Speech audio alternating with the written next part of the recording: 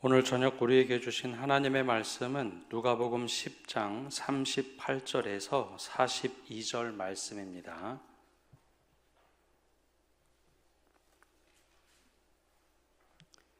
우리 신약성경 107면입니다. 우리 38절에서 42절 말씀 한 절씩 교독하겠습니다. 그들이 길 갈 때에 예수께서 한 마을에 들어가심에 마르다라 이름하는 한 여자가 자기 집으로 영접하더라.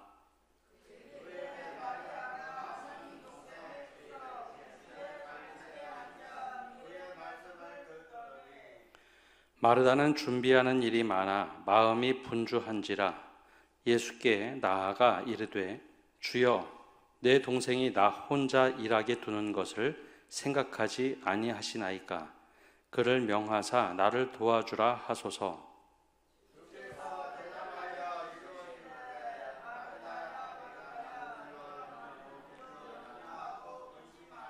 함께 읽겠습니다. 몇 가지만 하든지 혹은 한 가지만이라도 족하니라. 마리아는 이 좋은 편을 택하였으니 빼앗기지 아니하리라 하시니라. 아멘. 우리가 참 분주하게 살아갑니다. 또 경쟁도 치열한 사회에서 살고 있죠. 그래서 내 일에 깊숙이 푹 빠져서 살다 보면 주위에 어떠한 일이 일어나는지도 모르는 경우도 있고, 또 내 일에 분주하게 마음을 확 빼앗기고 살아가다 보면 다른 것이 잘 분별되지도 않습니다. 그렇게 매일매일 쳇바퀴 돌면서 살다가 어느 날 이 쳇바퀴가 딱 멈춰 서거나 혹은 우리가 다른 것을 볼 수 있는 여유가 생기면 그때 주변이 눈에 들어옵니다. 다른 사람들은 어떻게 살고 있는지, 또 다른 사람은 어떤 생각을 하고 살아가는지. 근데 나는 이렇게 분주하게 살아가는데 다른 사람이 여유 있게 살거나 내 삶의 방향과 다르면 내 분주함을 넘어서 때론 내 마음이 불편할 때가 있습니다. 저 사람은 저렇게 사는데 왜 나는 이렇게 쳇바퀴 돌며 살까라는 거죠. 또 지나치게 경쟁 사회다 보니 우리가 경쟁이란 구도에 종종 빠지곤 합니다. 경쟁은 선한 경쟁이라고 하는 경우도 있지만 대부분 우리 사회에서 경쟁은 이기는 것을 전제하죠. 그래서 내 것만 중요하고 내가 하는 일이 중요하고 내 가치 스스로 가치를 만들어서 거기에 빠져버리는 경우가 있습니다. 그 중요하지 않은 가치에 내가 거기에 송두리째 빠져 있으면 결과 중심주의가 됩니다. 과정은 어떻게 되던 간에 편법도 위법도 다 문제가 되지 않고 결과만 이루면 좋은 것이다 라고 착각을 하게 되죠. 근데 좋은 내가 생각하는 결과가 나왔는데 그 순간에 내가 스스로 처참해질 때가 있습니다. 경쟁에서 이겼는데 이게 괜찮은 걸까 하는 마음이 들 때가 있죠. 이렇게 우리는 분주함과 경쟁 시대에 살아갑니다. 이때 우리에게 진짜 중요한 가치, 우선순위가 무엇인가 함께 믿음의 우선순위에 대해서 말씀을 나누려고 합니다.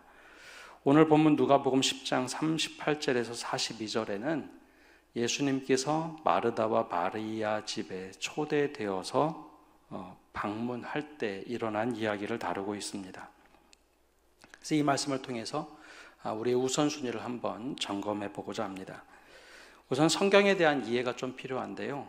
여러분, 복음서 그러면 시간 순서대로 이야기가 쭉 기록되었다고 우리가 생각하는 경우가 많습니다.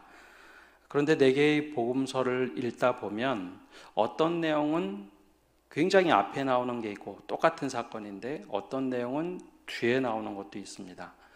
어떤 내용은 아주 간단하게 아주 축약해서 다루는 이야기가 있고 똑같은 이야기인데 어떤 이야기는 굉장히 상세하게 길게 다루는 이야기도 있습니다.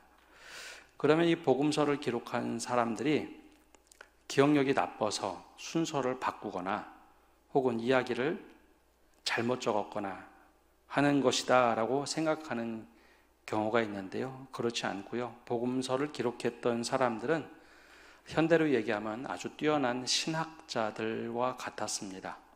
그래서 복음서를 기록할 때 이 부분은 앞에다 두어서 말하고자 하는 바를 둘 때가 있고, 어떤 것은 똑같은 이야기라도 이 복음서 내에서는 가볍게 다루는 이야기가 있고, 어떤 것은 아주 깊이 있게 다루는 이야기도 있습니다. 그건 바로 복음서가 가지고 있는 신학의 경향성 때문에 그렇습니다. 의도가 있다는 거죠. 오늘 말씀에는 누가복음과 요한복음에 각각 다르게 나와 있는 이야기입니다. 오늘 말씀 38절에 이렇게 시작을 합니다. 우리 함께 읽어보겠습니다. 그들이 길 갈 때에 예수께서 한 마을에 들어가심에 마르다라 이름하는 한 여자가 자기 집으로 영접하더라. 그들이, 예수님과 제자들이 길을 가다가 한 마을에 들어가자 마르다라라는 여인이 집으로 예수님의 일행을 초대했다는 이야기입니다. 그런데 요한복음은 똑같은 이야기를 11장에서 훨씬 더 자세하게 이렇게 기록하고 있습니다. 11장 1, 2절 우리 함께 읽어보겠습니다. 자막 좀 띄워주시죠. 어떤 병자가 있으니 이는 마리아와 그 자매 마르다의 마을 베다니에 사는 나사로라. 이 마리아는 향유를 주께 붓고 머리털로 주의 발을 닦던 자요, 병든 나사로는 그의 오라버니더라. 똑같은 이야기인데 내용을 아주 구체적으로 적었죠. 병자가 있는데 마리아와 마르다 누이들과 이제 베다니에 사는 나사로 한 가족을 소개하고 있습니다. 이 요한복음에 의하면 베다니에 살던 이 세 명의 가족들을 집에 예수님이 초대된 겁니다. 근데 베다니라는 지역, 굳이 누가는 이 지역을 소개하지 않았지만 베단이라는 곳, 벳안이라고 읽는데요. 벳은 집을 이야기합니다. 벳엘, 하나님의 집, 똑같이 벳. 그래서 집이라고 이야기하고, 그럼 아니라는 단어가 가난한 사람들이라라고도 단어로 읽을 수 있고, 철자가 좀 달라도 발음이 똑같은데요. 아니라고 읽으면 그것은 무화과 나무라고도 읽습니다. 그래서 이 지역은 이제 두 가지 의미를 다 가지고 있는데, 가난한 사람들이 모여 있는 마을이라는 것이고, 또 무화과를 기르던 동네를 말합니다. 여러분, 가난한 사람들이 모여서 사는 동네가 과연 어떤 동네일까요? 한번 생각을 해보시면, 요즘으로 생각하시면 안 되고, 우리가 조선시대 혹은 그 이전 시대 사극을 볼 때 가난한 사람들이 모여서 사는 동네는 어떨까요? 생각해보면 가난한 사람들이 모였다는 것, 생활도 가난하지만 거기엔 병든 사람들도 많이 모여있는 동네를 말합니다. 굉장히 어려운 사람들이 모였죠. 그런데 그곳에 살던 마리아, 마르다, 그리고 나사로, 이 세 명이 살았습니다. 성경에서는 한 번도 부모님 이야기가 나오지 않았는데 아마 부모님이 돌아가시고 이 형제들만 살았던 것 같습니다. 그런데 이 베다니에 방문하셨을 때, 가난한 동네에 방문하자 그 동네에도 누군가 예수님을 초대할 수 있었겠지만 그 중에서도 병든 오라버니가 있고, 그리고 정말 찢어지게 가난한데도 예수님의 일행을 초대했습니다. 누가복음 8장에 우리가 예전에 읽었던 말씀을 보면 그 중에 마리아는 예수님을 돕던 여인 중에 한 명이었습니다. 그 예수님을 돕던 여러 명의 여인들, 이름도 밝혀지지 않은 여인들이 있었는데 그 중에 한 사람이 마리아였습니다.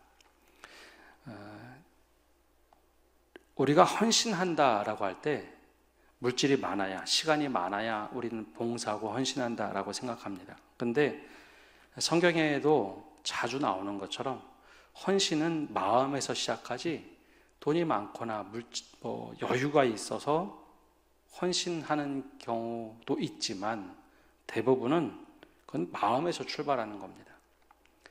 베다니에 살던 정말 가난한 여인인데 그 여인이 예수님의 일행을 늘 뒤에서 돕곤 했습니다. 본인도 생활이 정말 어려웠을 텐데 그랬다는 거죠.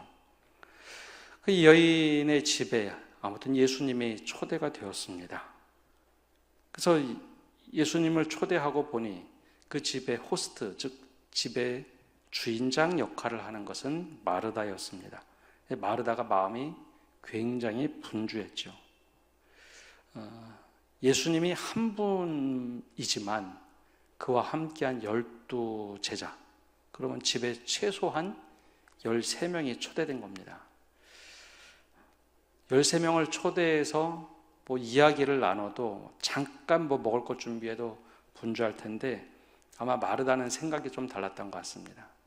음식을 준비해서 대접하고 싶어 했던 거죠. 이 집이 난리가 났습니다. 분주한 거죠. 저는 이런 상황을 충분히 좀 잘 이해를 합니다.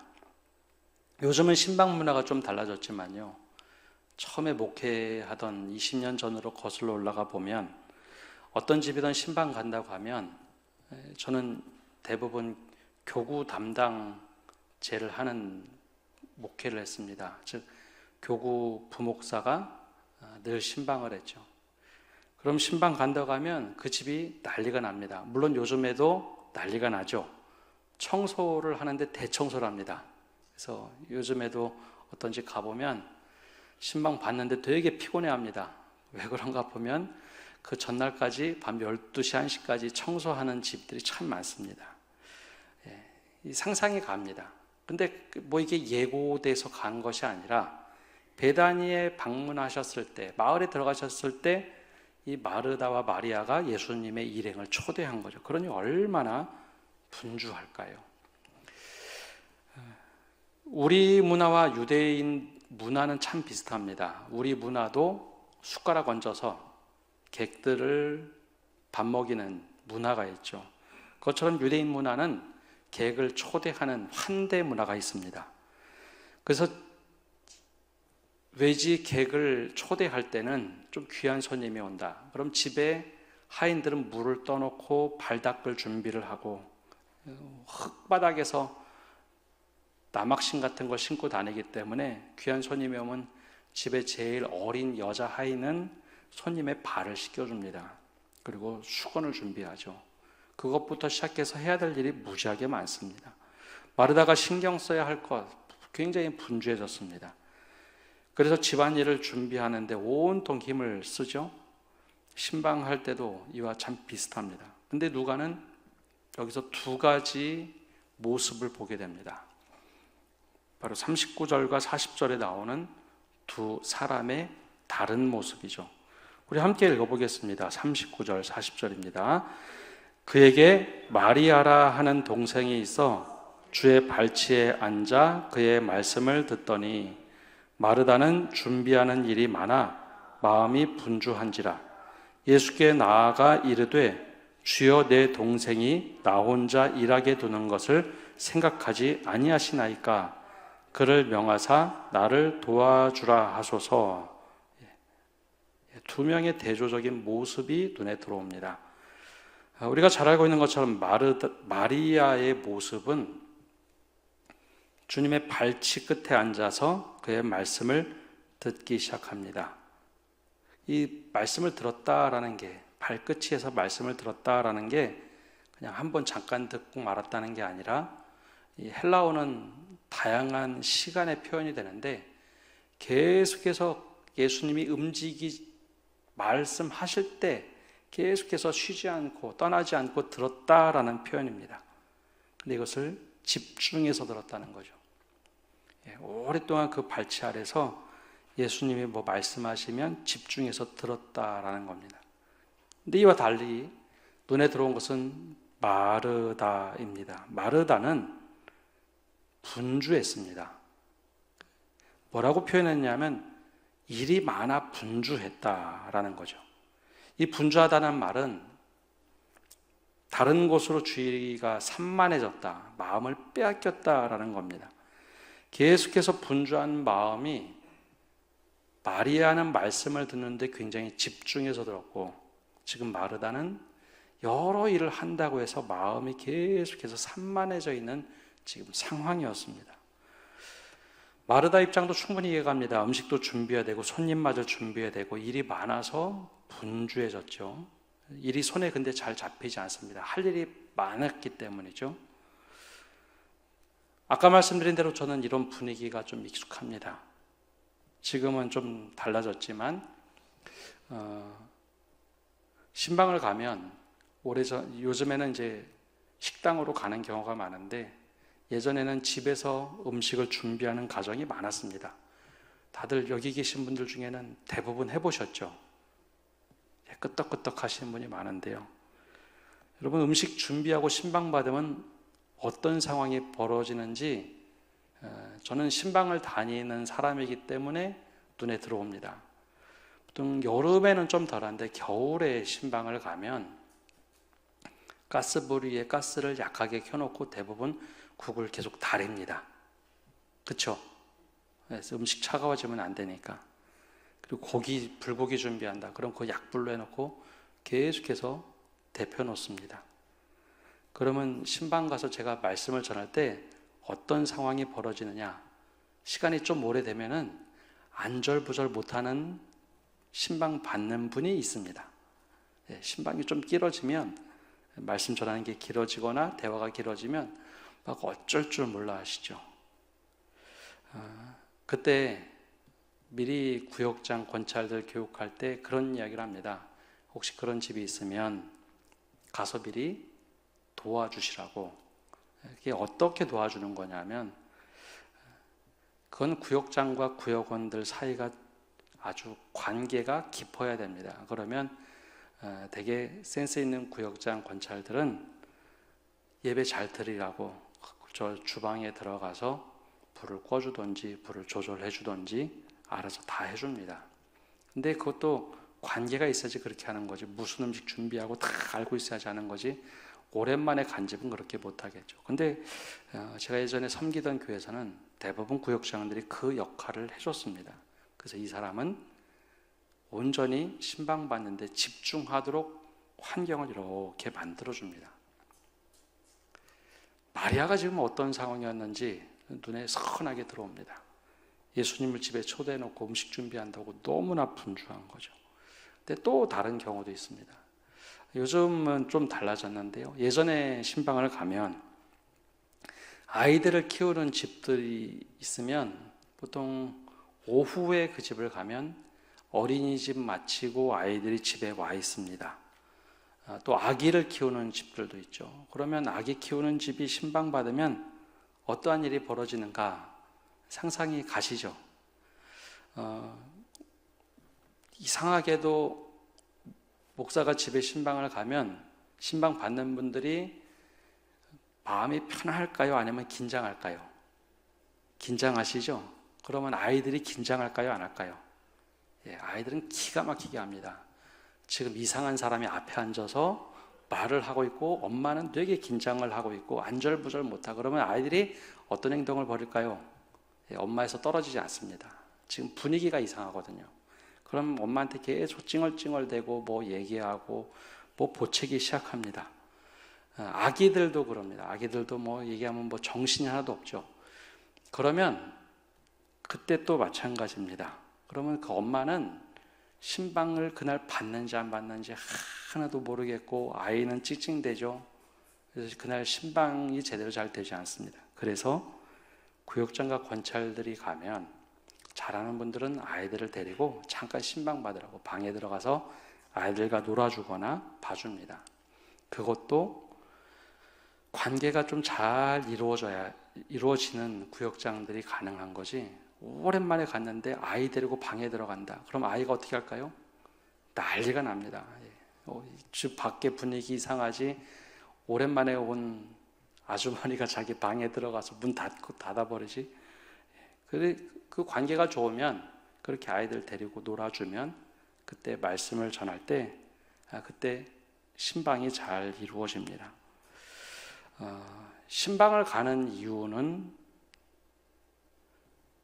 신방을 받는 분들 입장에서는 목사님 초대하고 말씀 듣고 같이 식사하는 것도 초대하는 것에 의미를 두지만 목회자 입장에서 신방 가는 것은 그 집에 기도 제목도 듣고 말씀을 전하고 말씀이 그 집 안에서 열매 맺도록 하는데 목적이 있습니다. 말씀으로 살아가도록.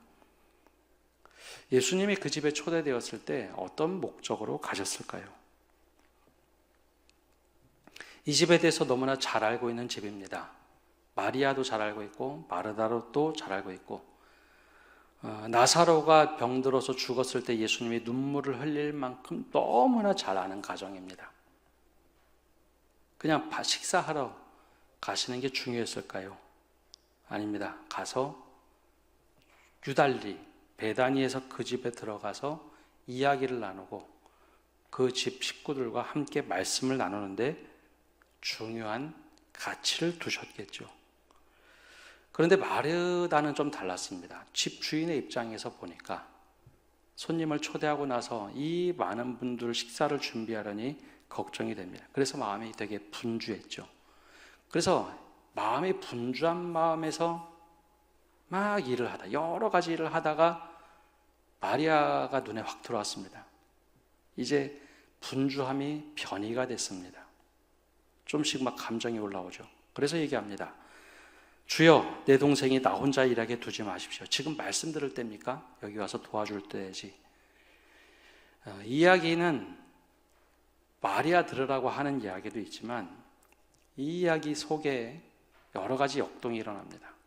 예수님도 불편한 겁니다. 다 같이 불편한 겁니다.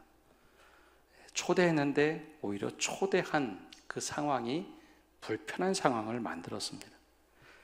이때 이제 예수님께서 답한 것, 이것 때문에 여전도회나 권사회나 늘 이 말씀 때문에 속상한 일들이 많죠. 예수님의 답을 한번 자세히 보면서 이게 도대체 왜 이렇게 말씀하셨는가를 우리가 좀 기억해 봐야 합니다. 41절 말씀 우리 함께 읽어보겠습니다. 주께서 대답하여 이르시되 마르다야 마르다야 내가 많은 일로 염려하고 근심하나. 여러분, 분주한 것은 일에 대한 분주함입니다. 여러분, 사람 때문에 분주한 경우가 별로 없죠. 일이 많아지면 분주합니다. 마음을 빼앗기는 경우가 많죠. 근데 여러분, 말씀 듣는 일에 혹시 분주해 보신 일이 있습니까? 말씀을 듣는다고 할 때는 분주함이 없습니다. 집중이죠. 여러 말씀을 듣는다고 분주해 본 일이 있습니까? 분주함이 아니라 말씀을 들을 때는 집중하는 게 맞는 겁니다. 근데 예수님께서 보시기에 사람은 초대했는데 지금 마르다는 방에 들어오지 않습니다. 분주했죠. 근데 이 분주함이 동생을 보면서 염려하고 근심으로 바뀌기 시작합니다. 여러분, 걱정하고 염려하고 근심했다라는 것은 마음이 막 갈라지고 쪼개졌다라는 얘기입니다. 내가 어떤 일을 계획했는데 마음에 확 부담을 느껴서 괴로운 마음이 막 드는 것. 손님은 초대했는데 음식 준비는 안 되지. 마리아는 저렇게 하지. 아이고, 이거 오늘 손님 초대하고 망했다. 근데 그게 일반적인 손님이 아니라 말씀을 듣기 위해서 예수님을 초대했는데 마음이 지금 나뉘어서 예수님의 말씀을 들을 지금 상태가 되지 않고 있는 거죠. 마음이 찢어져 버리고 분열이 되어 버렸습니다. 처음에는 되게 좋은 의도로 예수님을 초대하고 있었지만 그 섬김의 과정이 너무 많다 보니까 마음이 분주해졌습니다. 그리고 더 나아가서 마음이 나뉘어지기 시작했죠. 분주함과 염려함, 그게 사실 문제였던 거죠. 분주함에서 염려함으로 넘어가니까 더 이상 주님의 말씀이 들리지 않습니다. 그러고 나서 예수님께서 또 42절에 이렇게 말씀을 합니다. 우리 함께 읽어보겠습니다. 몇 가지만 하든지 혹 한 가지만이라도 족하니라. 마리아는 이 좋은 편을 택하였으니 빼앗기지 아니하리라 하시니라. 아멘. 여러분, 직역하면 이게 이런 말입니다. 그러나 한 가지 필요가 있다. 한 가지만 필요하다. 몇 가지만 하든지 혹은 한 가지만이라도 족하니라 라고 하는 이야기 중에 핵심은 한 가지만 필요하다라는 말입니다. 여기서 우선순위를 우리가 생각해 보면 우선순위는 내가 불필요한 것, 그것을 하나씩 하나씩 지우면 마지막에 남는 게 제일 우선순위가 됩니다. 보통 지혜로운 사람은 물건을 살 때 이게 진짜 필요하냐 안 필요하냐, 이게 그렇게 필요하지 않으면 X, 살 목록을 적어놓고도 X 다 친 다음에 마지막에 하나를 삽니다. 그게 진짜 나에게 필요한 것이죠. 여기서 예수님께서 마르다를 쭉 관찰하신 뒤에 일이 분주해서 아무것도 못하고 염려와 근심 속에 있을 때 몇 가지만 하든지 혹은 한 가지만, 딱 한 가지만 하는 게 족할 때가 있다라는 겁니다. 그런데 마리아는 이 좋은 편을 택하였다라고 말씀하시죠. 그것은 스스로 이 중에 뭘 제일 좋은 것을 딱 하나만 택하면 뭐를 택해야 되는가, 그 중에 딱 한 가지 택한 것이 예수님께 말씀을 듣는 것을 택하였다라고 말합니다. 그러면서 마지막에 했던 말씀을 우리가 좀 귀 기울여 봐야 합니다. 그걸 택했으니 빼앗기지 아니하리라. 뭘 빼앗기지 않는다는 걸까요? 들었던 말씀을 빼앗기지 않는다는 겁니다. 들었던 말씀을 빼앗기지 않는다. 마리아는 예수님 밑에 앉아서 말씀을 경청을 합니다. 그리고 그날 물론 가서 이 일을 하면 좋겠지만 다른 것보다도 그날 예수님을 초대해서 멀리서만 듣던 그 음성이 아니라 직접 물어보고 듣고 하는 말씀에 집중을 하면서 그것을 자기 것으로 삼는 시간을 가졌죠. 근데 마르다는 그렇게 하지는 못했습니다. 대접하는 게 더 중요했죠. 대접하는 거.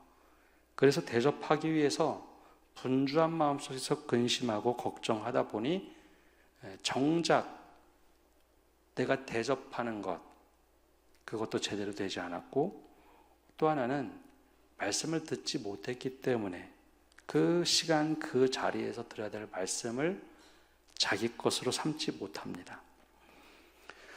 한 가지만 우리가 할 수 있다면 한 가지가 바로 제일 우선순위일 겁니다. 그게 무엇이냐? 내 삶에서 그게 무엇이냐? 우리가 한번 점검해 봐야 되겠죠. 근데 여러분, 근데 이 말씀이 왜 성경에 기록되었을까요? 이게 왜 뭐 이렇게 중요하다고? 성경 분량에 정말 복음서에 많은 이야기를 담아야 되는데 여러분, 왜 이 말씀이 성경에 기록되어 있을까요?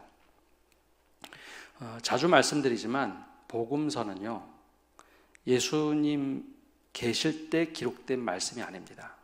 부활 승천하고 나셔서 적어도 뭐였을까요? 이제 갈라디아서나 고린도서에 나오는 것처럼 종들도 주인들도 그 집에 모이게 됩니다. 그러면 낮에 모이는 우리처럼 주일 예배처럼 낮에 모이는 모임이 아니라 저녁에 모입니다. 그러면 꼭 모여서 밥을 먹고 예배를 드리거나 아니면 예배를 드리고 만찬을 했습니다. 그래서 주님께서 성만찬을 자리에 들어오지 못하는 경우도 있습니다. 또 어떤 사람은 하인의 경우에는 자신의 일을 다 끝내고 와야 되기 때문에 음식을 못 먹고 왔는데 음식이 다 떨어지는 경우도 있고요. 또 어떤 경우에는 주인들이 믿음이 참 좋아서 하인들과 같이 오면 좋겠는데 주인과 하인들이 똑같이 신앙을 갖고 있는데 하인에게는 일을 시키고 자신은 예배를 드릴 때가 있습니다. 그러다 보니 교회의 공동체가 잘 되지 않는 경우가 있었죠. 이런 경우는 어떤 경우일까요? 함께 모여서 예배를 드려야 되는데 음식 준비한다고 예배를 드리지 못하거나 분주해서 예배를 드리는 둥 마는 둥 하고 모임은 소홀하게 되는 겁니다. 그래서 예수님께서 하셨던 그 말씀을 기억하고 왜 이 말씀을 하셨는지 마르다와 마리아의 모습을 봅니다.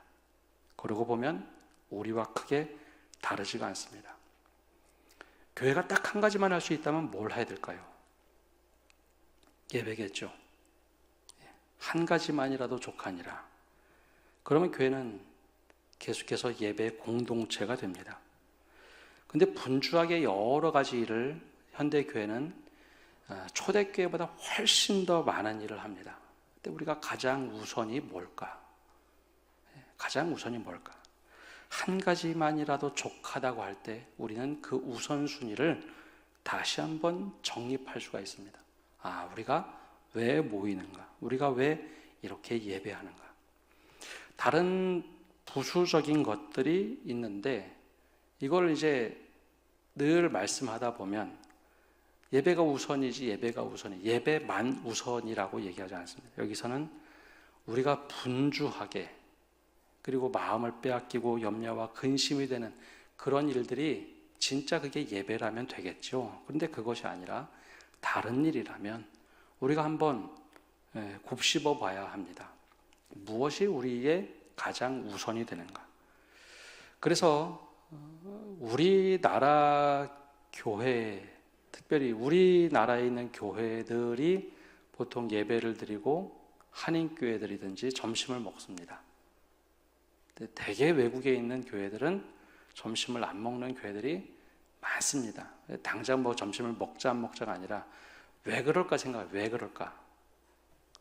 근데 오래전에 제가 어렸을 때 교회를 보면 점심을 먹는 분들은 교사 찬양대였습니다. 대부분은 점심을 먹지 않고 몇 분 봉사자들만 먹었는데 어느 순간부터 이제 교인 전체가 먹다 보니 봉사할 거리가 너무 많아졌습니다. 때로는 주객이 전도가 되는 거 많이 봅니다. 담임 목사라서 보이지 않는 것이 아니라 부목사 생활을 오래 했기 때문에 보입니다. 제가 주방 담당 교육자를 했기 때문에 예배 중간에도 종종 뭐 사부 예배가 있으면 2번 정도 예배는 제가 봉사하는 예배고 한 번은 예배 드리고 한 번은 섬겨야 되는 예배, 나머지 시간은 쭉 돌아봅니다. 그러면 예배 드리지 않고 주방 봉사하는 분들 정말 많습니다. 우리 교회뿐만 아니라 어느 교회도 있습니다. 그럼 제가 꼭 얘기를 해드리죠. 예배 꼭 드리시라고. 봉사는요, 아까 주님이 말씀하신 것처럼 한 가지만이라도 족하니 빼앗기지 아니하리라. 뭘 뺏기지 않는다라고 말씀하신 걸까요? 믿음이고 말씀입니다. 근데 이것이 바뀌어버리면 주방봉사뿐만 아니라 다른 모든 봉사가 똑같습니다. 어느 순간에 예배가 소홀하게 되면 다른 봉사 때문에, 분주함 때문에 점점 우리가 본질에서 멀어지고 믿음을 빼앗길 수 있습니다. 교사도 마찬가지고 다른 하다못해 찬양대도 마찬가지입니다. 그게 우리가 예수님께서 이 말씀을 하시는 것은 본질이 무엇인가 라고 하는 말씀입니다. 다른 게 뭐 비교해서 그걸 하지 말라 하라가 아니라 제일 우선순위의 본질이 무엇인가. 그래서 이게 초대교회 교인들이 딱 듣고 경각심을 가졌던 말씀입니다. 초대교회 가정교회에서 모여서 이 말씀을 읽을 때 확 와닿거든요. 우리가 예배의 본질을 놓치고 있을 수 있겠구나. 그래서 이 말씀이 계속해서 우리가 주로 묵상하고 다시 한번 점검하는 말씀입니다.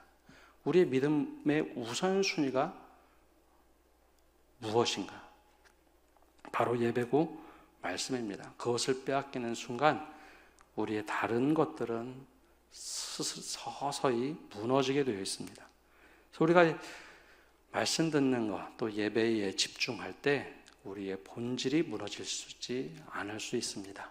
그래서 우리가 이 말씀을 보면서 주님, 우리의 가장 우선순위 되는 것, 부수적인 걸 하나하나 지워가면서 마지막에 남는 본질이 무엇입니까? 라고 할 때 마리아처럼 한 가지에 정말 집중해서 말씀을 듣고 자기 것으로 삼았을 때 마리아가 좋은 편을 택하였으니 빼앗기지 아니하리라. 그 말씀을 빼앗기지 않고 믿음으로 살아가시는 모든 성도 여러분 되시기를 간절히 바랍니다. 기도하겠습니다. 하나님, 오늘도 저희가 주님 앞에 나와서 말씀을 듣고 나갑니다. 주님, 마리아와 마르다의 모습 속에 우리의 모습은 있지 않는지 다시 한번 돌아보게 하여 주옵소서. 그래야 우리가 주님, 단 한 가지만이라도 족한 것, 좋은 편을 택해야 될 때 하나님 빼앗기지 않는 그 예배의 소중함 주님과의 그 친밀한 만남, 또 말씀으로 우리를 변화시키는 그 시간, 그 시간을 빼앗기지 않고 놓치지 않고 우리의 믿음의 우선순위가 되게 하여 주옵소서. 그래야 주님, 우리가 다른 부수적인 것들로 인해서 믿음 생활 잘한다가 아니라 정말 하나님과의 깊은 만남, 친밀함, 그 예배가 우리의 우선순위가 되어서 보다 더 깊은 은혜 가운데 거하게 하시고, 봉사를 하고 다른 섬김을 하더라도 그 예배를 통해서 주님을 만난 즐거움과 기쁨을 가지고 봉사하고 섬기고 또 열심을 낼 수 있도록 은혜 내려 주시옵소서. 늘 주님께서 함께 하심을 구하며 예수님의 이름으로 기도합니다. 아멘.